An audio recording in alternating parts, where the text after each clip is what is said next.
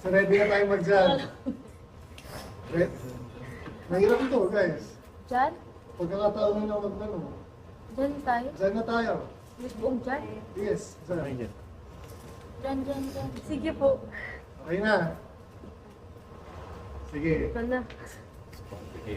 Mas mahirap to, guys. The word, The night in the beginning, there was the word. Game. The Sige. word. Sinabi na to ni Pasto. Sige, may 30 minutes pa tayo. Wala na, okay na ako. Po. Masaya na ako. Tingnan natin kung hanggang saan tayo. Sige, 1 to 5. Basahin natin. Alin po dyan? Yes. Iba naman. In the beginning. In the beginning. Sige, 1 to 5. In the beginning, the Word already existed. The Word was with God, and the Word was God. He existed in the beginning with God.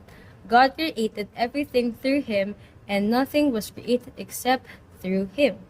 The Word gave life. The Word gave life to everything that was created, and His life brought light to everyone.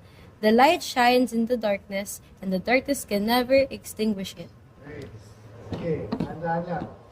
In the beginning. Kaya maintindihan natin ito, guys. Sige, first one. Nung simula. In the Sige. beginning, Sige, translate. Translator. Yung word daw, nag-exist na. Sige. Tama. Tapos yung word daw, ay na kay God. Was with God. and Oh, yeah! Tama ni God. Try na lang. The word was with God.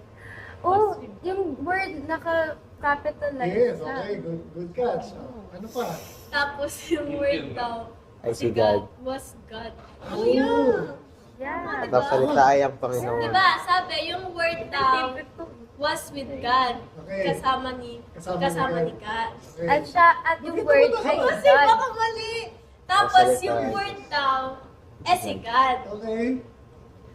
Tapos, Labo, Yun. no? Sige. So, ito again, no? Nag-stick tayo sa scriptures. Ibig sabihin, naniniwala ba tayo sa sinasabi niyan? Yun yung unang question eh. Sa first sentence, in the beginning, sabi, sa simula daw, yung word nandun na, existed. Tama. The word was with God, ito yung sabi ni Chloe. Kasama ko ni God, yung word. The word to alakinda. Yung word yung the word. Tapos, yung word raw was God. So, naintindihan natin yan. So, parang tatlong truth siya na kailangan natin naintindihan. The word. Nag-exist na siya dati, yung word. Tapos kasama yung word yun si God. Yes. Tapos yung word din, God din siya. Was Okay. God. Naniniwala ba tayo doon? Yun kasi yung tanong eh. Okay. Kasi i-face lang natin yung reality. Mhm. Ang nagsasalita dito si John. Sinong John ito? John. John the Baptist is Zebedee. GBD. Hindi. The Baptist. John the Beloved. Okay. Oh. Isa siya sa mga disciple. Son of Zebedee. Tama pala si GBD. Okay, tama pala. Okay. Hindi yung Lazarus. Zebedee. yung Zin time eh. yung Sorry. So ito yun. Kasi ito yung sumulat ng Epistles John 1, 2, 3.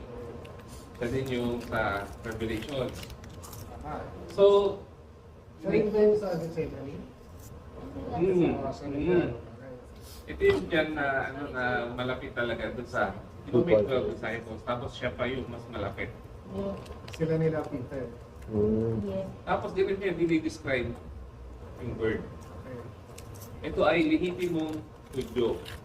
Ibig sabihin, Israelita siya na faithful sa pananampalataya nila bilang Hudyo na there is just one God. Kaya sa Old Testament, sabi doon, there's just isa lang ang Diyos. The Lord is one. Tapos din sinasabi niya, In the beginning, the word already existed. yun Yung lang, salita ay i-base lang kasama natin ng Panginoon reality. ang salita ay ang Panginoon. Ito yung sinasabi ni John. Okay. May question dito sa first sentence, first one. Okay lang mo. Okay lang kasi kung hindi rin natin kaya explain. Ang importante, Yun. maniniwala tayo dito. Okay? Tandaan nyo na, okay lang na hindi na kaya explain. Iba rin, I-park lang muna natin. Parking. iba rin kasi yung explain mo sa naniniwala ka. Wala, ito kasi sinabi ni John eh, di, I believe, parang gano'n. Pero hindi mo ma-explain kasi paano nga yun nangyari. Diba? Kasama ni God tapos God din. Diba? Hirap explain. Diba? May gusto ba yung point ko? Sige, tuloy muna natin para makarami tayo. Verse 2. 6. He, bakit biglang he? Ah, 2. Diba it dapat? Kasi word yung tinutukoy. No, because Pwede the ba word kasi is word capitalized. Okay. Ano sabi mo? Kasi di ba yung word ay si God? Ah, Kasi okay. being. Pwede, pwede. Pwede. Pwede yan, pwede. It's a So, being. naging being siya. Parang gano'n. Okay. Yeah. Kaya he. Bakit he? Ba't hindi she? Entity. Kasi Lalaki si God. Oh. Baka dahil sa boses. Okay. Okay lang yan. Tama. Park din natin ulit. Hey. He Lalaki kasi. ba ito? Natin to. no. No? Walang Wala, no daw. Sige. Lalaki ba daw si God? Ang tanong. kasi di ba ama? Oh, okay. Ama, Si father. Okay. Sige, wag na lang. Pero kung, pero, Hindi, okay Ano lang. ba sinasabi Oo, niyo? maganda yun. Nag-iisipan natin siya. Maganda yung mga sinasabi niyo. pero kung hindi siya, Yun. ano yun? Pero lalaki pa talaga siya. Like there's no, Wala siyang Exact na Wala sa exact na. kung sino siya. Basta Gender. kaya niya kasing, parang kaya niya maging hayop, kaya niya maging tao, kaya niya maging multo, ganun. Oh, okay. Ano ba? Pero, Okay, tatanggapin mo natin Kung gusto niya maging dinosaur, maging dinosaur siya. Sige. pag hindi sana babae, mother, hindi. Okay, okay.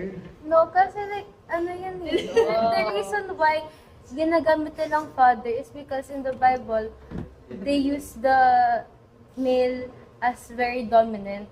Pero wala talagang like gender si God. They just used he kasi nga yun nga, sa Bible, they use the he pronoun or father kasi sa panahon nila or sa belief nila na dominant yung mga lalaki. Okay.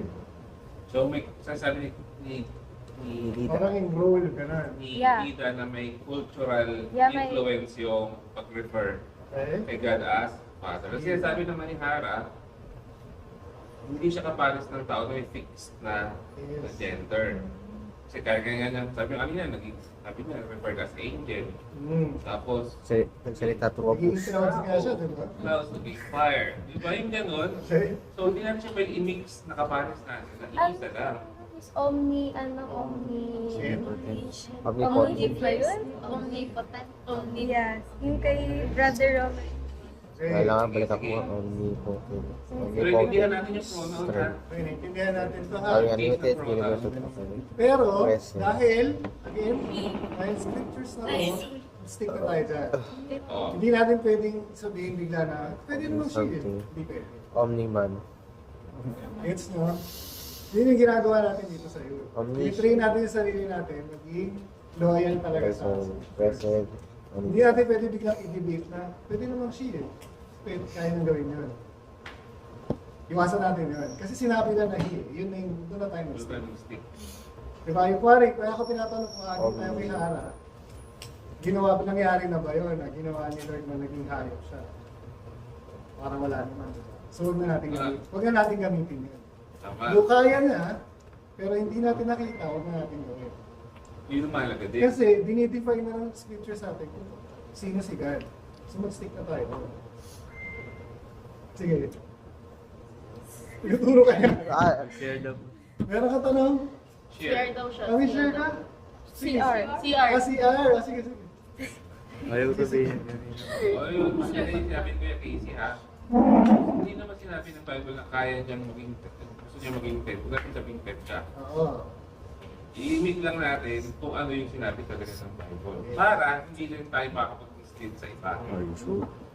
Although, by reason, parang pwede, pero maging inconsistent tayo. Para makatulong din tayo sa mga bagong naniniwala pa lang na huwag natin bigay sa kagad yung ocean sa kanila. Oo. Dami ng questions. Plus, yung sinasabi mo yung Casey, nag-remain tayo na faithful sa kalalag namin ng Bible. So, he na siya. Wait. So, yung word, yung he, tama ba? Apo. Tama? Okay. Verse 3. God created everything through Him, and nothing was created except through Him. Kasi God nag-create daw. At Paano to sinabi sa Tagalog? ang Panginoon ang gawa ng lahat. Ay, wait. Verse 3.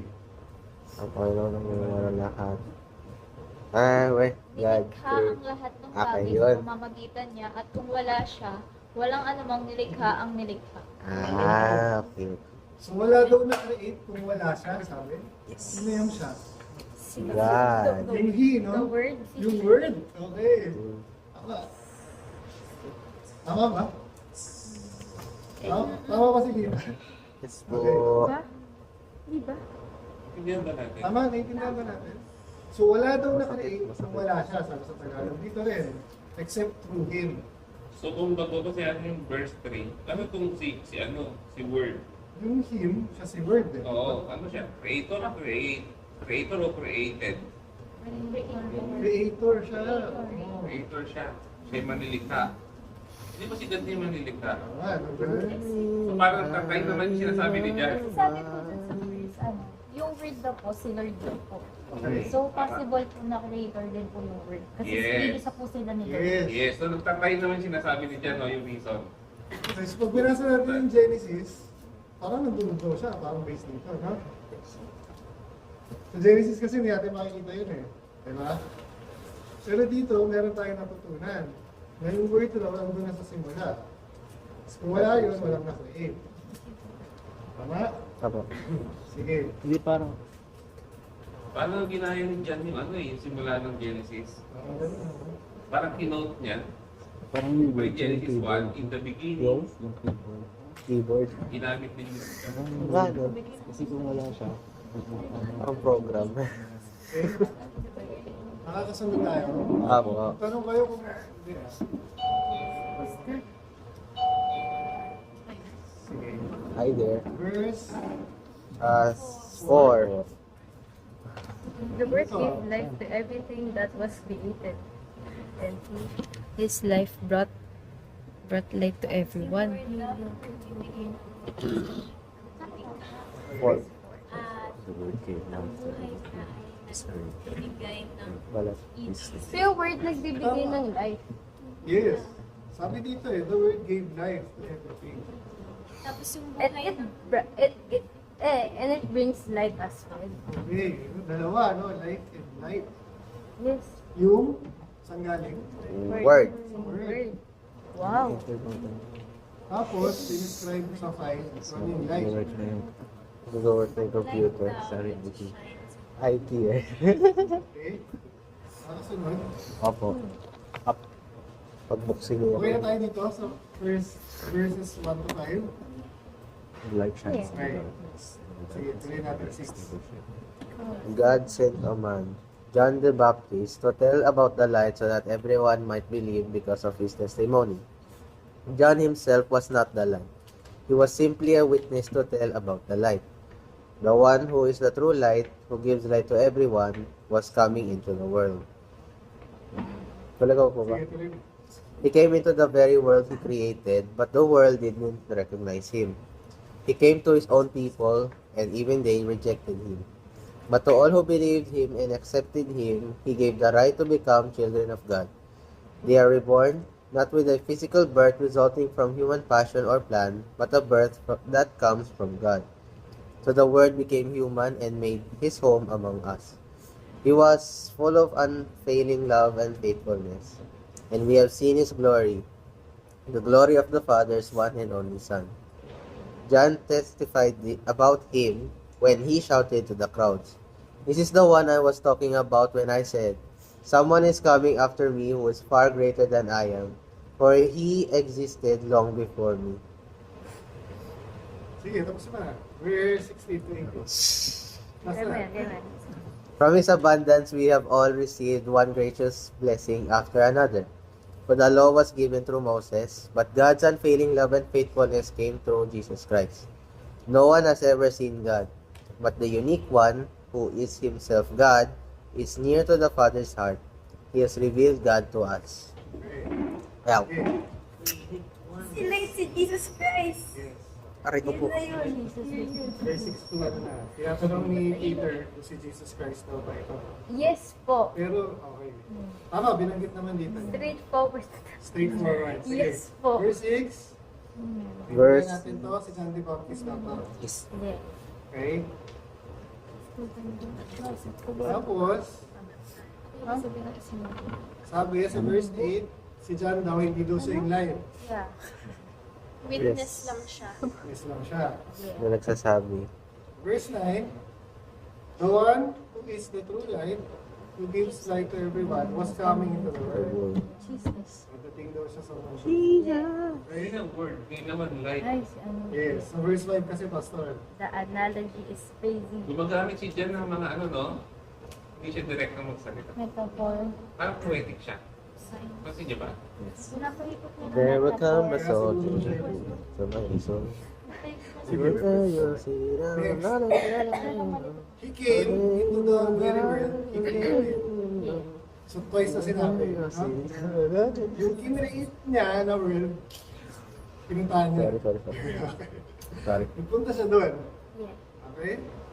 But the world didn't recognize him. So hindi rin siya nakilala ng mundo. Naintindihan niyo to? Yes. Ito yung mga binasa natin sa Matthew. Diba? Nagpunta siya sa mga Jews pero hindi siya nakilala. Siguro dahil Diyos. Pinag-crucify pa siya. Diba? Siguro dahil Diyos yung utak nila. Ano pa? He came to his own people. Sino yung his own people? Israel. Israel ba? Tapos nireject siya. Mga ano dito? Okay, verse 12. Ano yung sabihin nito? Ito lang Basta lang sa Tagalog mo ba? Tagalog sa'yo. Well, verse 12.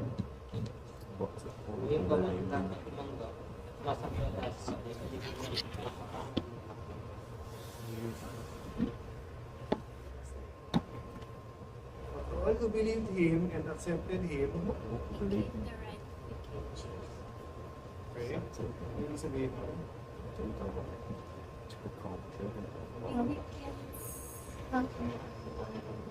Yung mga naniniwala, sige.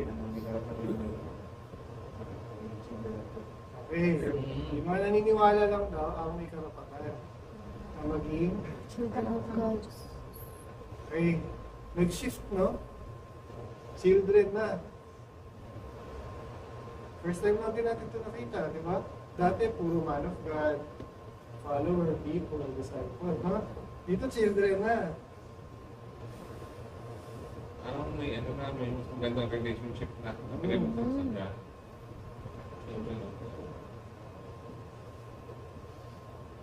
Ano sabi? Ulit? Believe and accept. Ano yun, ha? Okay? Nakasunod pa? Sige. They are reborn. Ibig sabihin nito. Not with a physical birth, resulting from human passion at blood. Ano ibig sabihin nito, guys? But a birth that comes from God. Nabuhay ulit? Yeah, pero hindi yung physically na Madugo.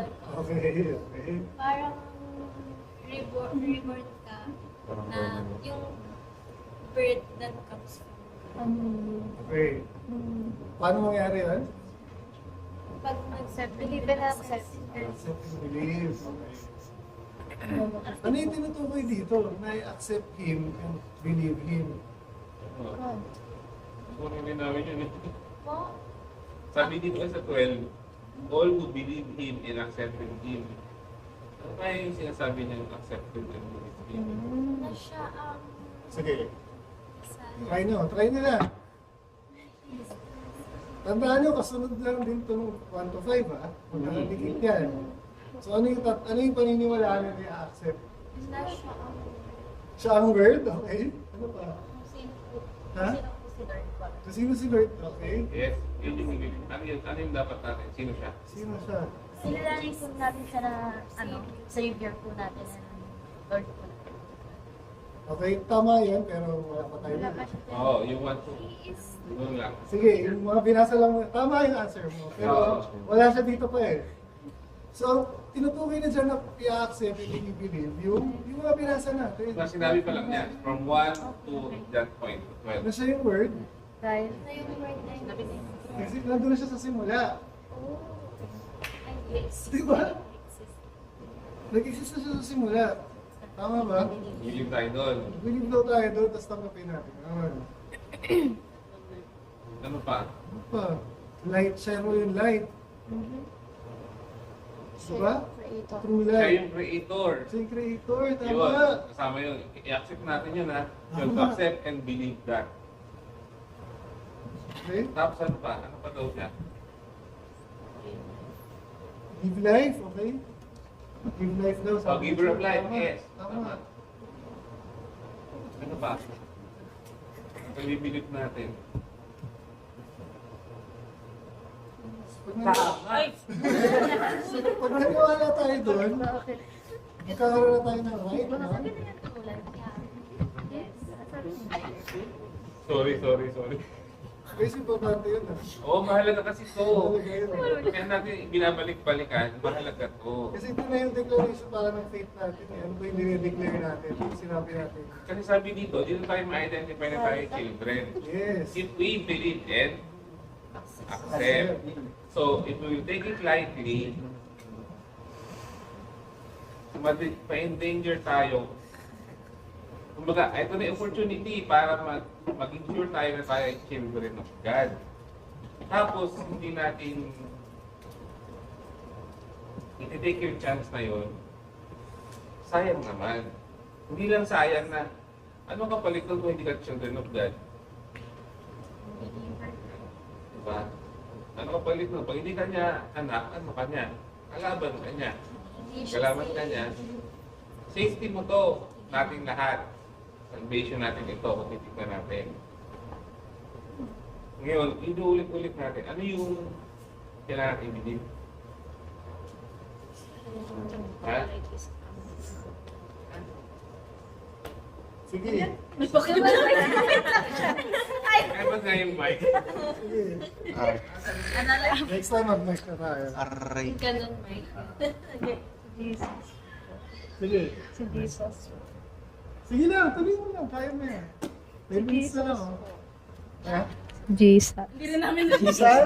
Sila lang nakakarinig. Jesus. Jesus. Okay, ang tinatanong kasi namin ni Pastor, yung detail about Jesus Christ. Kasi maraming naniniwala kay Jesus Christ. Pero ano yung detail tungkol sa kanya na kailangan natin paniwalaan? Ano yung identify natin? Ulit-ulitin nga natin. Diba? Si mga soldiers, si mga pilot, namigyan si Jesus Oh, Christ. sige. Sabi ni Hara, Creator. Ano pa? Word of life. Word. Word. Word. Kung wala Giver of life. kung wala daw po siya, Sige. Tuloy. Tuloy. kung wala daw po siya, parang wala po yung lahat po ng mga bagay po na nandito po sa Okay. Ang pinag-usapan lang natin yung nasa 1 hanggang 11 lang ha. Kasi yun yung argumento na binibigay ni ni John. Ano ba yung nakapaloob doon? So, creator, wala na create, kung wala siya kasi creator nga siya.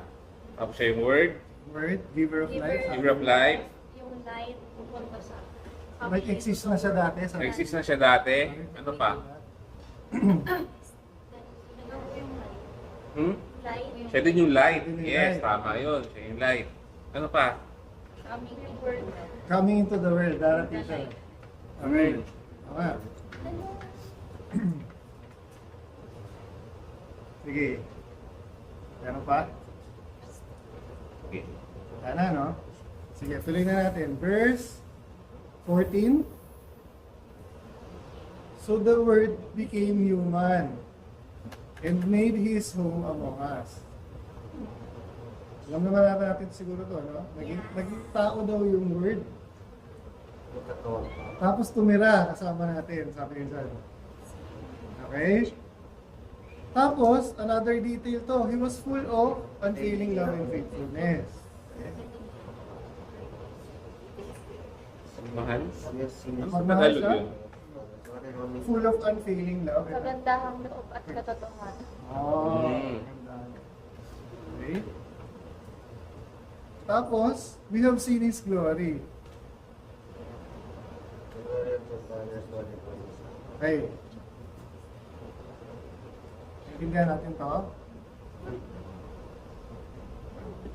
Sure ah? Sige. Medyo nagmamadali na kasi 10:55 na. 15. This is the one I was talking about when I said. Okay, so same lang. So in-emphasize lang ni John na yung tinutukoy na nag-exist na dati pa. Okay? From His abundance, you have all received one gracious blessing after another. For the law was given through Moses, but God's unfailing love and faithfulness came through Jesus Christ. Ano yung meaning nun? Kaya naintindihan natin ito, 17.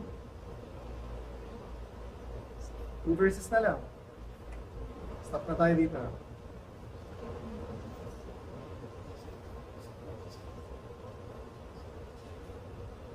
Yung law daw, Sige. Translate. Yung law, binigay kay Moses. yeah. Okay. Pero yung unfailing love and yung faithfulness, they came through Jesus Christ. Wait lang. Tama. 40. Si Jesus Christ. Kaninong unfailing love and faithfulness of God? Kay God. Okay, God. But God, yeah. Through Jesus Christ. Okay, so ibig sabihin, ni John, Wait lang po. Sige. Yung kanina na sinabi na yung, yung word became human. okay, Tapos, He was full of unfailing love and faithfulness. si Jesus Christ. Christ. Okay. So dito sa 17, in-emphasize lang ulit ni John na yung love daw ni God na experience through Jesus Christ. Di ba? Kasi tinutukoy dito yung God's unfailing love and faithfulness. So, love and faithfulness ni God yung tinutukoy through Jesus Christ. Tama? Tama? Na-experience because of Jesus Christ. Agree ba kayo sa akin? Baka mali ako. Tama? Tama ba ako? Tama. Okay. Sige. Kasi yung susunod na sasabihin, Eto na. mas magulo kasi to. Kaya No one has ever seen God. So wala pa rin nakakita kay God. But the unique one who is Himself God. Ano yun? Ibig sabihin na. ayun, diba si Okay, si Jesus. Okay. Yes. Okay. Si Jesus Christ daw, sabi ni Peter, yung nag-reveal kay God sa atin. Tama ba? Agree ko tayo kay Peter? Si Peter natin, hindi si Peter natin, hindi si St. Peter, sabi ko. Kasi sabi, wala na nakita kay God. But, the unique one. So, ibig sabihin, merong isa siya. na nakakita kay God. Siya. Yung unique. Himself. Tama ba? Himself. Who is Himself God? Si God, nakita na si God. Si Jesus Christ. Tama! Sabi niya eh. Kasi sabi niya eh. Ganun nga. Sabi ko sa inyo, believe and accept. Diba? Mahirap siya explain eh. Pero yun kasi sinasabi. The unique one who is Himself God, nakita na si God. Diba? Tama? Tama ba? Okay. Okay, kasi is near to the Father's heart. Malapit na siya sa Father. So again, ito na yung Father na ano, na word. Yung He, may Father na dito. Tapos ito yung sinasabi ni Peter, He has revealed God to us. Okay? Hindi niya naiintindihan to. Hindi niya nagigets? Bago natin i-end, may 2 minutes pa naman tayo. Pwede mag-extend kung kailangan. Kasi pinag-usapan natin dito si Jesus Christ na, guys. Nandito yung faith natin, nasa Kanya eh. So yung mga ganitong detalye, dapat alam natin. Diba? Nakilala raw natin si God dahil sa Kanya. Gets na ba yung kayo? Nakasunod ba kayo? Wala kayong question? Diba? So, kung dati sila yung ano nga si God, dumating si Jesus Christ, mas na-reveal pa siya. Mas na-reveal pa. Mas naintindihan pa. Pwede tayo mag-backtrack kasi binanggit si Moses kasi, no? Anong relevance ni Moses dito? Ha?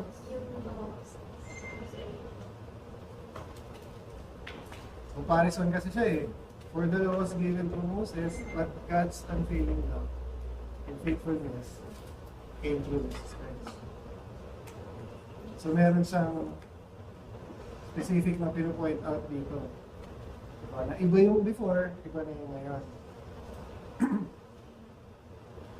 Diba? Ibig sabihin ba nito yung love ni God before hindi unfailing? Pareho, no? Same. Same ka. Iba lang yung ano to? Sige. Ah! Reveal. Yeah. Hmm? Sige. Okay na. Stop muna tayo dito.